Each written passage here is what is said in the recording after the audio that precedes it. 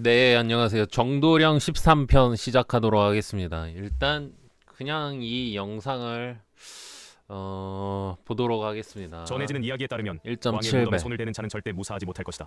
1956년 중국의 한 작은 마을에서부터 불길한 일이 시작되었다. 그 첫 조짐은 마을의 노부부가 아무런 이유 없이 숨을 거두면서 드러났다.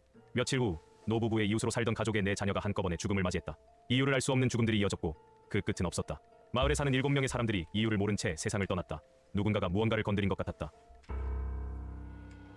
전해지는 말에 따르면 이 모든 죽음의 원인은 멀리 떨어진 천수산의 무덤, 그 중에서도 만력제의 정릉에 있었다. 천수산의 깊은 숲속에는 명나라 황제 13명의 무덤이 자리하고 있었다. 그 중에서도 만력제의 무덤, 정릉은 다가서는 자에게 저주를 내린다는 전설이 있었다. 1955년 베이징 부시장관은 역사 속 깊이 묻혀있던 이 무덤을 발굴하겠다고 결심했다. 그는 특히 만력제의 유골을 통해 그의 건강 상태를 확인하고자 했으나 발굴이 시작되자마자 짙은 먹구름이 몰려와 2달간 폭우가 멈추지 않았고 번개가 무덤을 지키던 수호상들을 갈라놓았다. 어떤 이들은 이것이 만력제의 저주라고 수군거렸다. 예언에 따르면 이 무덤을 탐낸 자와 그들의 후손들은 멸망의 징조가 될 것이라 했다. 마을 사람들 사이에는 오랜 소문이 있었다. 만력제의 무덤을 건드린 자는 그 후손들까지 저주를 피하지 못할 것이고 그 저주는 명나라의 붕괴 이후로 계속 이어질 것이라는 것이다. 특히 이 후손들 중에는 고위급 정치인도 포함되어 있다고 전해진다. 저주받은 자들의 피는 조용히 이어져 어느 날 중국의 대재앙을 불러올 결정들을 할 것이며 그로 인해 나라가 큰 위기에 처하게 될 것이라는 경고가 새겨진 문서가 발견되었다는 소문이 돌았다. 중국의 고위 정치인 중 일부는 자신의 뿌리를 모르고 이 저주받은 피를 입고 있는 자들이었다. 왕의 무덤을 탐내었던 이들의 후손들은 대대로 불행을 면치 못했다. 한 신비로운 문서에는 이렇게 적혀 있었다. 중국의 땅은 오랜 세월 동안 천상의 황제들의 축복을 받았으나 그들의 뼈를 어지럽히는 자들은 미래의 중국의 멸망을 부를 것이다.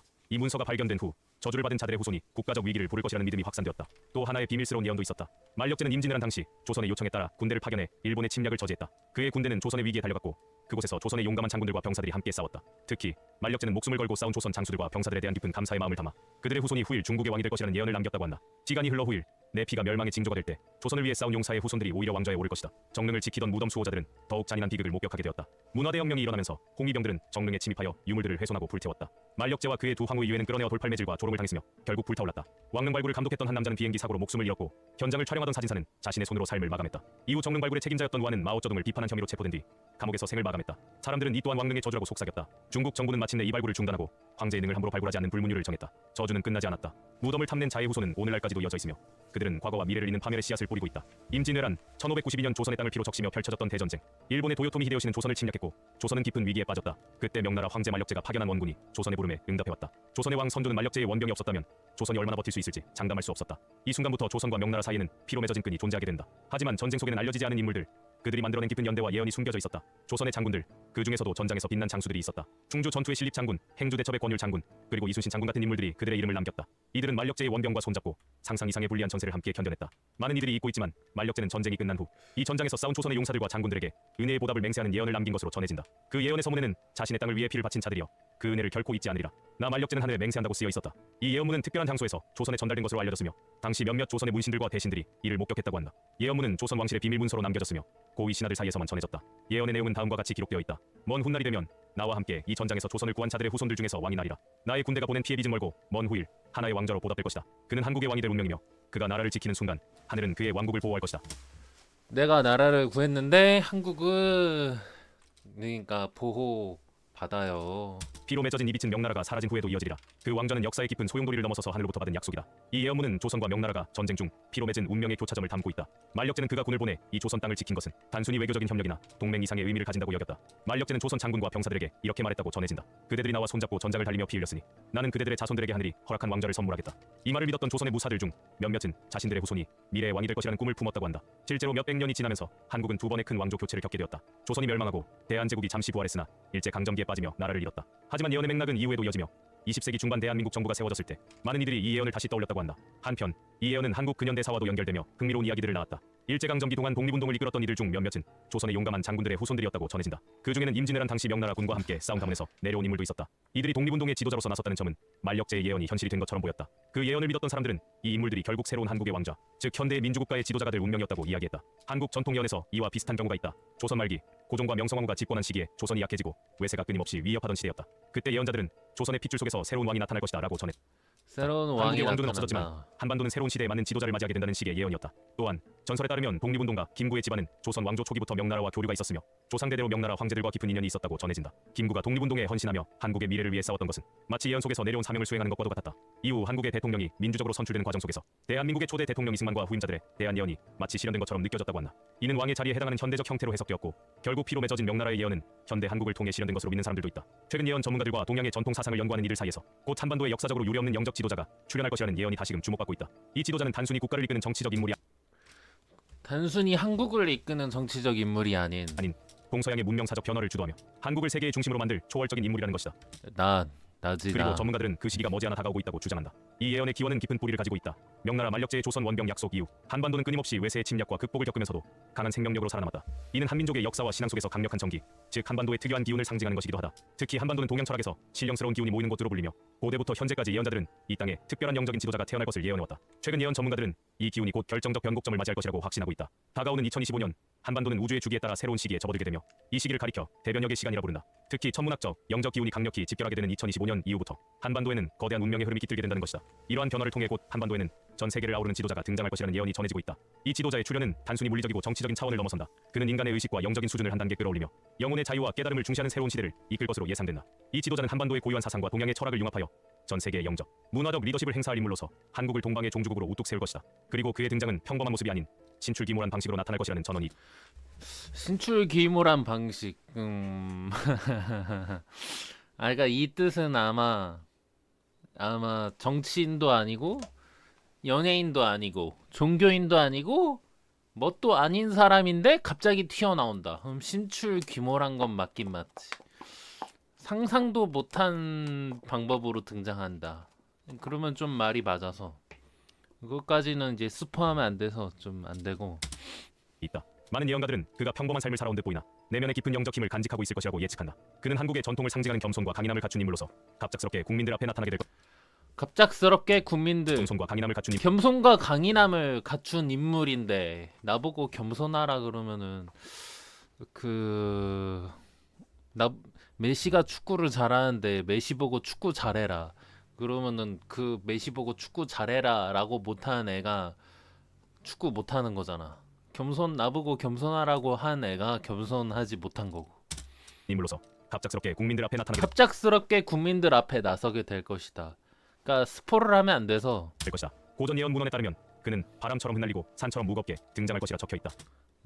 이는 그가 다가오는 세계적 격변기 속에서 나타나 대한민국을 중심으로 새로운 문명을 창조하며 그 무대는 단지 한국에 머무르지 않고 전 세계를 창조하며 그 무대는 그러니까 그 중간에 이제 한국을 문화의 대표 주자로 만든다 뭐 그런 얘기가 있는데 대한민국을 중심으로 새로운 문명을 창조하며 그러니까 이제 내가 보여주고 있는 페이스북 그리고 내 핸드폰이나 컴퓨터 하면 다 해킹당하고 있는데 그러니까 내가 쓰는 건 다 지켜보고 있어.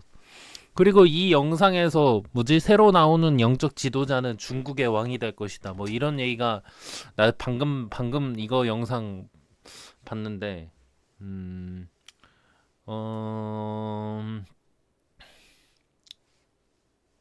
그러니까 한국은 걱정하지 말라니까. 왜 그런지 생각을 해봤는데 이게 여러 가지 사람들이 과거부터 스님들이나 예언자들이 예언을 했는데 특히 중국의 추배도대로 이스라엘과 이란 말고 하마스가 싸우고 있을 때 서로 똑같은 놈들 어찌 보면은 거기서 이제 추배도 이제 56상 보면은 서로 쌍둥이끼리 서로 싸우고 있어. 근데 제3자들 입장에서 보면은 이스라엘이나 하마스나 둘 다 종교인 비슷한 거는 마찬가지거든. 무슨 성경에 나와 있나? 이스라엘이 아니라 누구더라? 아브라함이 자식을 첩이랑도 결혼해서 아기를 낳고 어떤 배우자랑 결혼해서 아들을 낳았는데 이삭과 야곱과 누구누구랑 그중에 이스마엘이 변역된 건가? 이스마엘이 이제 어찌 보면은 자기 집안 내부 사정에서 밀려난 거지. 그러니까 유산 상속 문제에서 밀려난 거지. 그래서 이스마엘이 바깥으로 나가서 종교를 만들고 아니 뭐 그렇게 해가지고 지금 종교 번진 건가? 막 그런 생각했어. 어렸을 때 성경 공부하면은 무슨 뭐 이스마엘이 이제 바깥으로 나간다는 뭐 그거를 얘기를 듣고 이제 커서 이 이야기를 생각을 하잖아.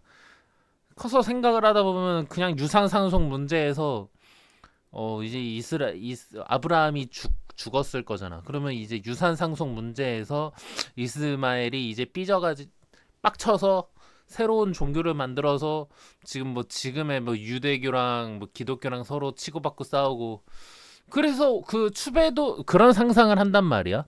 그래서 추배도의 56상을 보면은 이제 서로 쌍둥이끼리 싸울 때 그때 갑자기 삼척동자가 나타난다. 중국의 예언대로 내가 해줬거든. 그러면은 한국은 안전해. 근데 이제 중국의 추배도 예언도 있고 그거를 빗대어서 보태서 그 이제 성경의 요한계시록의 어린 양이 갑자기 모든 악의 무리를 처단한다. 그것까지 내가 말하고 있거든. 중국과 미국의 예언서, 성경의 요한계시록 예언서 그거대로 내가 실행을 해줬어. 19장에 이제 그 이제 어린 양은 결혼한다. 그렇게까지 나와 있고. 그러니까 이제 한국이 빛내는 존재가 내가 영적 지도자가 된다. 어 그게 다 이 말이 맞는 말이라 이 영상을 10분까지 11분 51초 여기까지 이어온 거야. 이 이야기를 하고 싶어서. 근데 이제 그래서 이 영상을 다 그냥 봐야 되겠더라고. 이 이야기를 하고 싶어서. 문명을 창조하며 그 무대는 단지 한국에 머무르지 않고 전 세계로 중국과 미국이 거의 쌍두마차로 대표 나라인데 거기에 예언서대로 그리고 노스트라다무스의 1999년 그것도 1999년이 그게 거의 그거를 숫자로 보지 말고 좀 종말이라고 보면 되나? 종말 전 1999, 2000 되기 전에는 마지막 10이 되기 전에 마지막이 9잖아. 뭐 그렇게 보면은 그것까지도 예언대로 해준 거라. 거기서 이제 뭐지? 또 어떤 예언에서는 엉뚱한 지도자가 출연한다. 프랑스 예언자인가? 그러니까 그게 다 일맥상통해서 결국 한국은 안전하다니까. 모든 예언서대로 해줬기 때문에.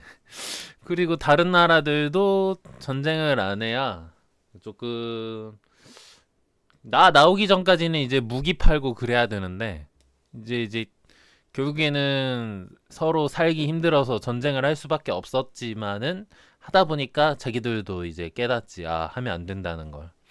하다 보니까.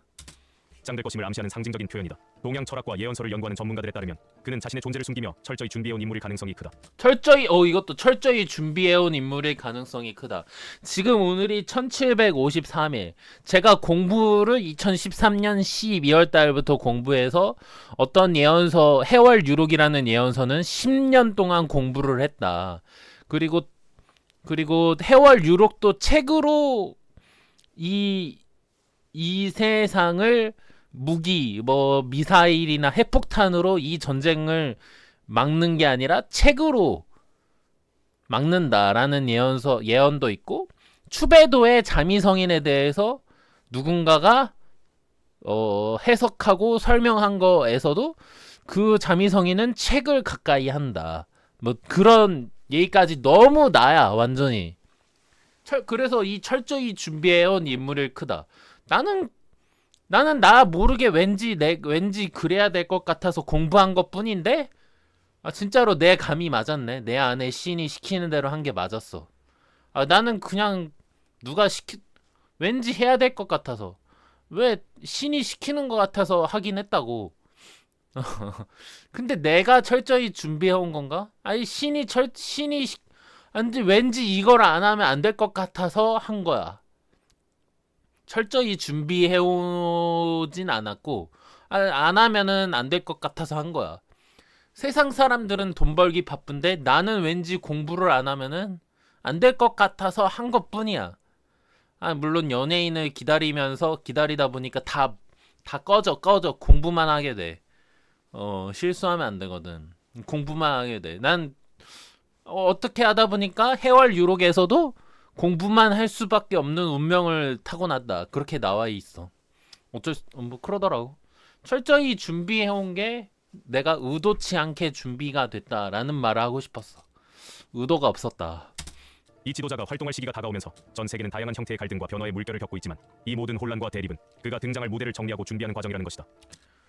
모두 등장할 무대를 정리하고 준비하는 과정이래. 특히 예언서에는 이 지도자가 가족들을 위해서 노력을 살려니까 오는 대로 자고 거의 하루에 한국인이라는 정체성의 자부심을 가지고 있지만 민족적 경계를 넘어 전 인류의 복지를 위한 인류애를 바탕으로 삼을 것이라고 명시. 전 인류애를 바탕으로. 이게 무슨 소리냐면은 제 거 정도령 시리즈를 공부하면은 나오는데 인류애를 바탕으로 지금 그냥 죽으면은 지옥에 간다는 의미가 우리가 죽으면은 이제 계속 불교나 기독교나 그런 거 보다 보면은 6단계로 이제 가는 게 있어. 그 중에 맨 아래층이 지옥이지. 근데 공부하다 보면은 어느 지옥은 불길이 있다. 어느 지옥은 조금 차갑다. 그렇게 되어 있는데 솔직히 나는 차갑다가 조금 맞아. 왜냐면은 이제 6단계부터 점점 하얘지는 거거든. 6, 5, 4, 3, 2, 1 그래서 1단계 천국으로 가는 사람들은 하얀색 거기 이제 옷을 입는다 그런 식으로. 그래서 예수가 하얀색 옷을 입는 걸로 기독교에서는 표현되어 있잖아. 근데 이제 이 하얀색 그쪽에는 불기 성령의 불. 그래서 이쪽이 조금 따뜻하고 뜨겁지. 그럼 밑에는 어둠이야. 어둠은 수기운이거든. 물기운은 얼어있지. 오히려 조금 그 지옥에 가면은 근데 내 예상은 좀 불길보다는 조금 얼음 춥다.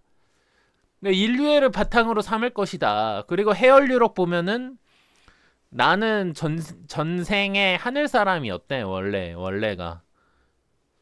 근데 나 이제 죽으면은 하늘나라 천국 갈 텐데 나 혼자가 심심해. 같이 데려갈 사람을 원해. 그러다 보니까 인류애보다는 심심해서 경계를 넘어 전 인류의 복지를 위한 내가 심심해서 인류애를 바탕으로 삼을 것이다. 인류애보다는 나 혼자 천국 가면은 혼자 노는 거 심심한데. 아니 물론 지금도 혼자 뭐 구경하고 뭐 프랑스 문화 구경하고 이거 조금 재미없다 보면은 이제 미국 가서 미국 문화를 구경하고 있고. 난 그러고 있긴 하겠지만 나 혼자 그러고 있는 게 너무 남한테 미안한데 나 혼자 그러고 있을 거야 아마. 천국 그러면 조금 심심하고 미안한데. 인류애보다는 내가 심심해서. 라고 명시되어 있다. 그는 한민족 고유의 홍익인간 사상을 바탕으로 인류에게 홍익인간 사상이 이제 널리 사람을 이롭게 하라. 널리 사람을 신으로 만들어라. 천국에 가려면은 생각을 해봐. 천국에 가려면은 신 같은 존재가 되려고 노력을 해야지 천국에 갈 수 있는 거지. 이제 하나님 저 천국 가게 해주세요 이러면은 누가 소원을 들어주나. 그 친구가 준비가 되어야지 이제 갈 수가 있는 건데. 물론 우리가 인생을 살면서 아빠 엄마가 되는 그 준비 과정 없이 이제 신이 이제 아기를 만들어주면은 이제 아빠 엄마가 될 수밖에 없는 인생이긴 한데, 근데 그런 사람도 이제 어쩔 수 없이 이제 아기가 먼저 갖고 나서 이제 어쩔 수 없이 이제 하나 두 개씩 배워가는 과정이지만은 그래도 천국 가게 해주세요라는 말보다는 내가 천국 갈 수 있게 열심히 행동을 해야 천국에 갈 수 있는 거지. 갈 수 있는 거지. 조금 가게 해주세요 하면은 그 누가 들어주나. 뭔가 그 친구가 준비되어 있는 느낌. 저 정도면은 책임을 질 수 있겠구나. 그래야지 이제 아빠 엄마 되고 아기 버리는 소수의 사람들도 있지만은 웬만하면은 안 그러려고 하잖아.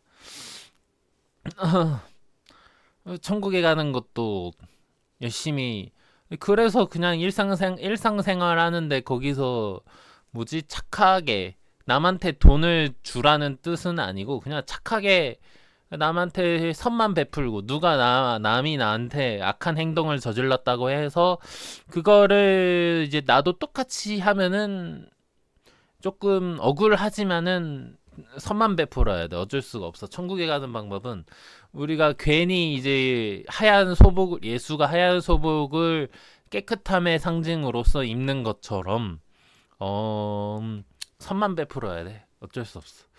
그래서 똥이 더러워서 피하는 게 아니라 무서워서 피하는 뭐더라? 더러워서 피하나 무서워서 피하나 헷갈리는데. 그러니까 더러운 애는 피해야지. 더러우니까. 무서워서 피하는 게 아니라 더러우니까 피해야지. 새로운 질서를 제시할 것이며 그 질서는 개인과 공동체의 영적인 발전을 통해 실현될 것이다. 그는 과거 전통을 잇는 동시에 과거 정통을 잇는 동시에. 그러니까 내가 말했잖아.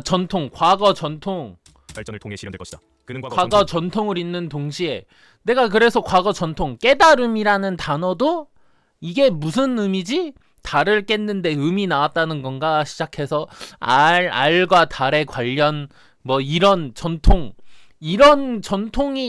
있지 않는 이상 성경은 성경 그냥 나 어렸을 때 기독교 집안에서 자라서 이거를 읽는데 이게 무슨 소리야 도대체? 해석이 잘못된 건가?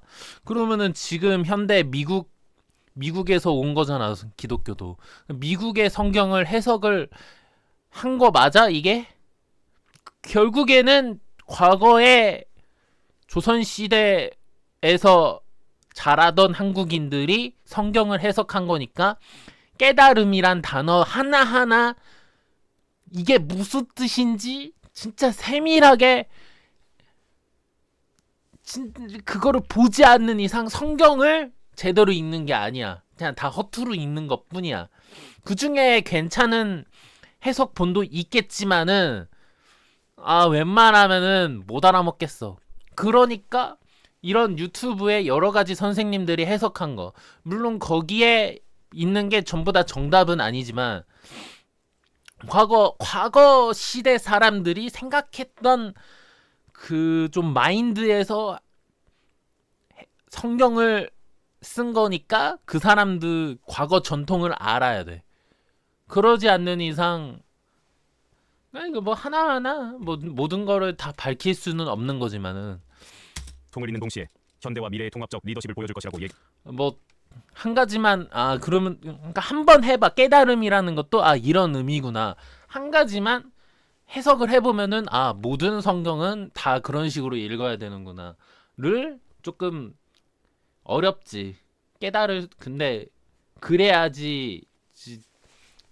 그러다 보면은 이제 뭐 불교에서도 뭐 6가지 신앙이 있다. 6가지 죽으면은 6가지 단계가 있다. 우리 몸속에는 구술 마니보주가 있는데 거기 이제 우리의 영적 수준에 따라서 이제 6가지 단계가 있는데 뭐 그런 게 조금 이해가 돼. 공부가 아니라 계속 이제 과거 전통이 왜 그렇게 됐는지를 이해하다 보면은 진짜로 우리가 죽으면은 어느 단계에 들어가게 되는데 이런 원리로서 들어갈 수가 있는구나.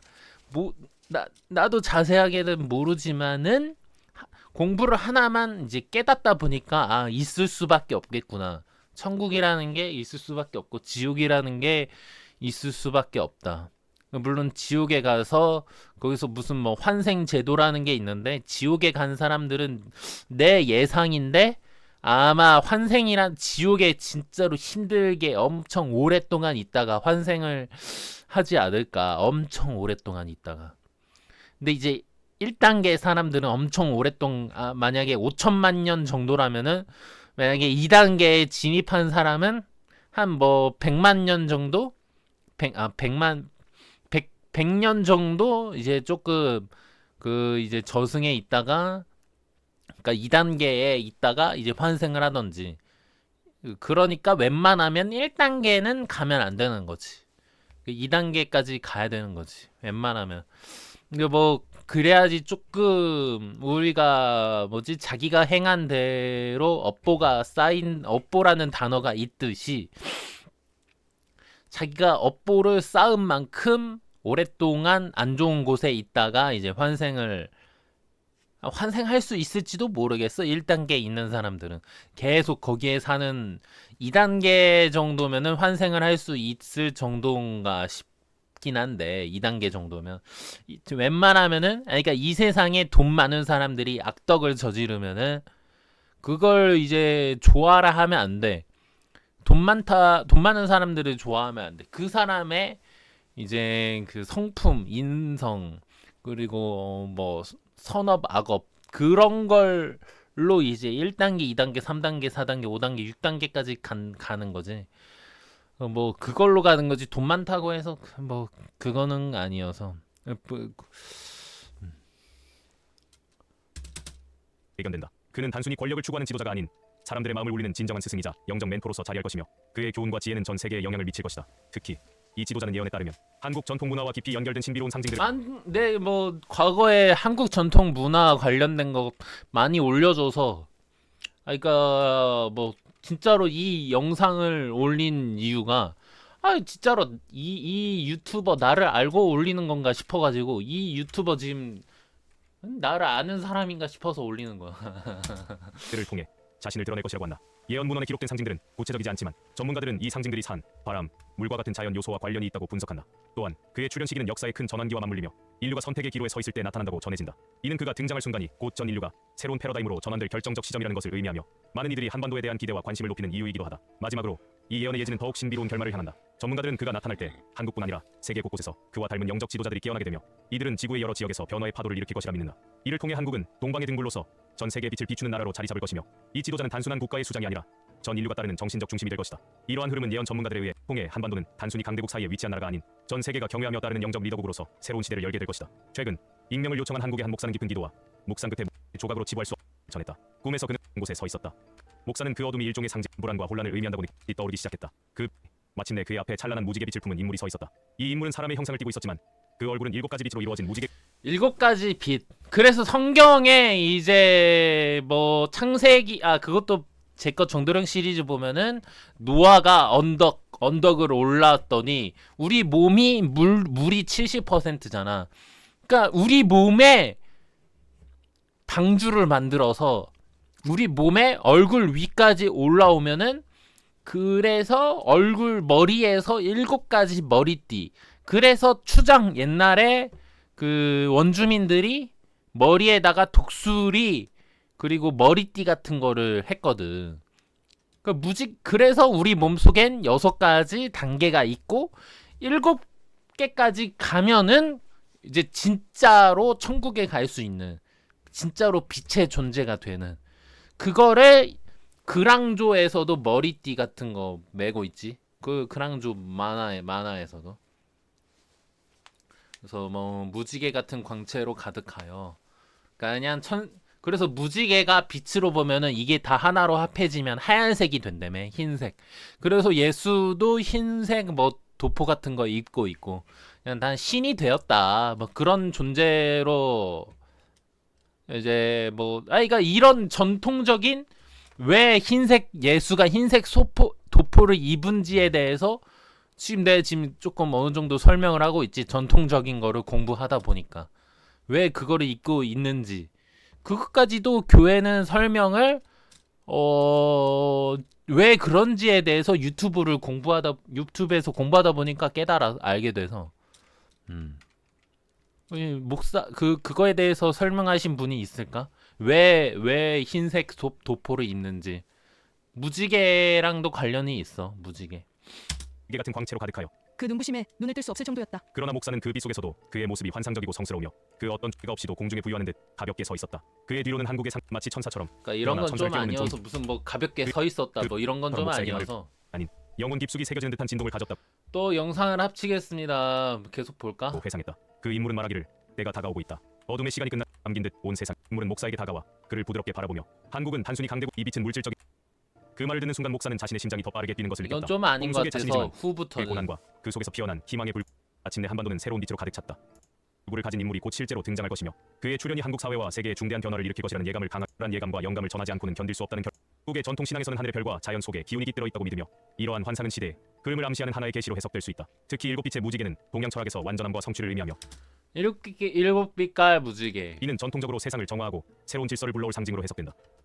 목사가 본 꿈은 그가 자주 기도하던 성서의 예언과도 연결되며 한국이 곧 정신적, 영적 리더십을 발휘할 새로운 여기까지 하겠습니다. 이거에 대해서 설명을 일곱 말한 것 같아서 7가지 무지개가 우리 몸속에는 6가지 단계가 있는데 그 단계를 거치고 7번째 때부터는 진짜로 천국에 죽으면 진짜로 천국에 갈 수 있는 존재. 목사가 본 꿈은 그가 자주 기도하던 성서의 예언과도 연결되며 한국이 곧 정신적, 영적 리더십을 발휘할 새로운 시대의 중심으로 자리 잡을 것이라는 믿음을 확고히 하게 한다. 꿈의 내용을 접한 사람들은 하나같이 전율을 느끼며 그가 본 인물이 곧 세상에 나타나 한국을 새롭게 이끌어갈 존재임을 믿게 되었다. 시청해주셔서 감사합니다. 감사합니다.